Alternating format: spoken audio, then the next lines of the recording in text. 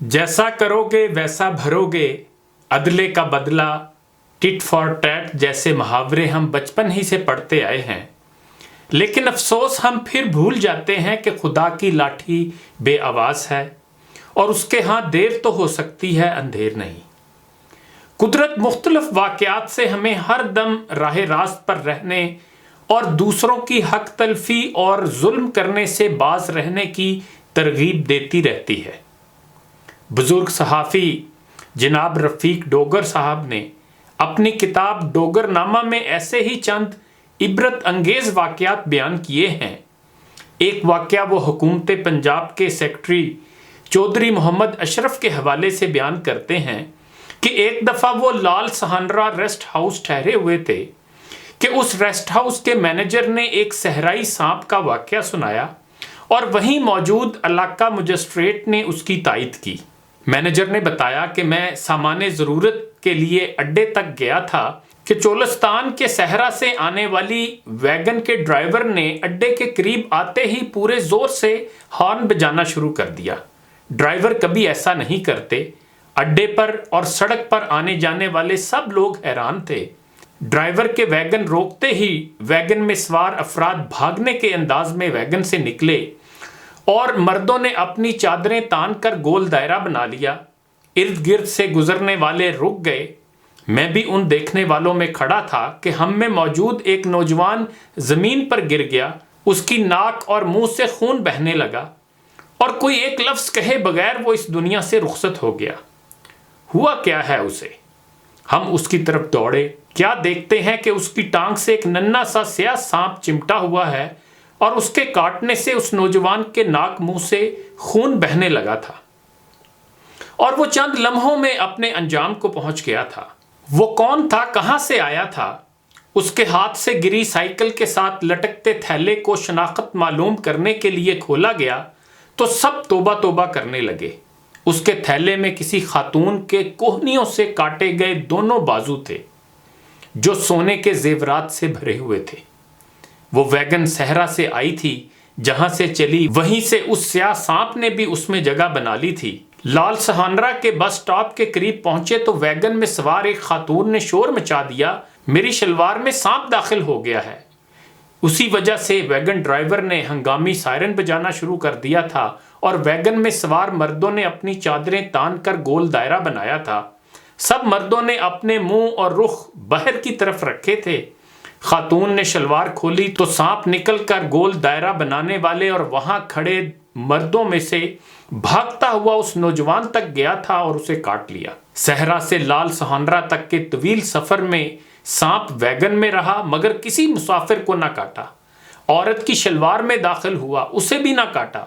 उसकी शलवार से निकलकर उस मुजरम तक गया और उसे जहन्नम रसीद कर दिया।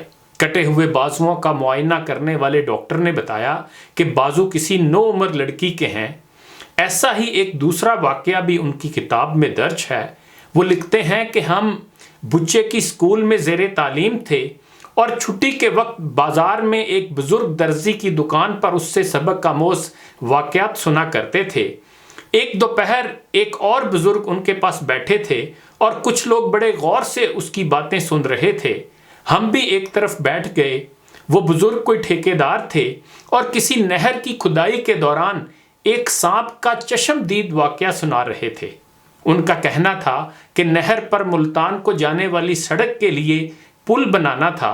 मैंने पुल की जगह की खुदाई से निकलने वाली मिट्टी दूर ले जाकर फेंकने के लिए सूबा सरहद के एक गधों के मालिक को उजरत पर रखा हुआ था। एक दोपहर में कुर्सी पर बैठा खुदाई और मिट्टी उठा ले जाने वालों को देख रहा था। क्या देखता हूं कि जब एक नौउम्र लड़का गधे लेकर आता है तो खुदी हुई जगह में से बल के अंदर से एक सांप सर बाहर निकाल कर उसे देखता रहता है और जब वो लड़का गधे लेकर वहां से चला जाता है तो सांप सुराख में छुप जाता है। मैं सांप को सुराख से निकलते वक्त और जाते देखता रहा।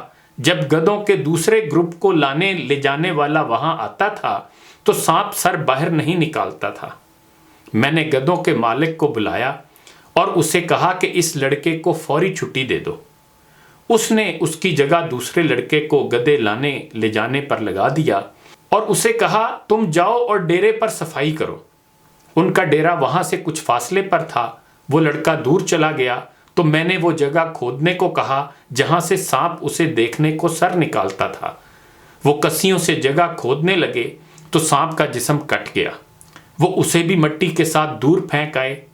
آسمان پر اڑتی ہوئی ایک چیل اس مٹی پر اتری اور مٹی سے سانپ کا جسم اٹھا کر ادھر کو اڑنے لگی جدھر وہ لڑکا گیا تھا۔ میں نے پیچھے آدمی دوڑائے لیکن ان کے جانے سے پہلے ہی وہ لڑکا مر چکا تھا۔ چیل نے بلندی سے نیچے آ کر اس سانپ کا سر اس لڑکے کے سر پر پھینک دیا تھا۔ سانپ کے کٹ جانے کے بعد بھی اس کا منہ سلامت تھا اور اس نے اس لڑکے کے سر پر ڈنگ مار کر اسے موت کی وادی میں دھکیل دیا تھا۔ حقیقت یہ ہے کہ خدا کی اصل عدالت تو روز قیامت برپا ہوگی کہ جب ہر شخص کے اعمال کا پورا پورا حساب کیا جائے گا اور بدلہ بھی دیا جائے گا۔ لیکن علماء کہتے ہیں کہ ہماری عبرت اور تذکیر کے لیے اس دنیا میں بھی خدا جزا و سزا دیتا ہے۔ آپ اسے law of cause and effect یا علت و معلول کا قانون بھی کہہ سکتے ہیں جو خدا کے تکوینی امور کے تحت کام کرتا ہے۔ دوسرے لفظوں میں اللہ پاک کی نظر نہ آنے والی غیر مرئی عدالتیں ہم وقت کام کر رہی ہیں اور فیصلے صادر کر رہی ہیں۔ یہ دنیا مقام عبرت اور امتحان گاہ ہے ان کے لیے جو تدبر کرتے ہیں۔ سرخرو وہی ہوتے ہیں جو عبرت پکڑتے اور توبہ استغفار کرتے رہتے ہیں۔ خدا ہمیں برائی سے بچنے اور نیکی کی راہ پر چلنے کی توفیق عطا فرمائے۔ انہی گزارشات کے ساتھ اجازت چاہوں گا۔ اپنا خیال رکھیے گا۔ اللہ حافظ۔